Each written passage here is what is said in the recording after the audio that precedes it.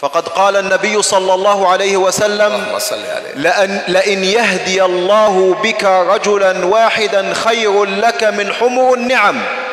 وأنا أقول اليوم هذا الإسلام إن شاء الله كله في ميزان حسنات علمائكم وأتباعكم، وأنتم فلكم الأجر إلى يوم الدين في إسلام هذا البلد المبارك.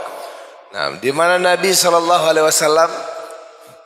bersabda bahwasannya apabila Allah Subhanahu wa taala menjadikan sabab Islamnya seseorang, maka sudah cukup bagi dia kenikmatan dari Allah daripada segala kenikmatan di dunia ini.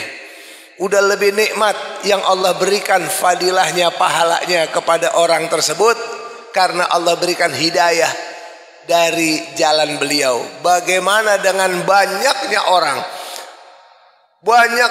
yang akhirnya masuk Islam atas hidayah Allah berkat orang-orang dari Aceh, berkat orang-orang para ulama dulu, raja-raja dulu menyebarkan Islam, sehingga pahalanya betapa besar sampai sekarang Islam menyebar di mana tempat.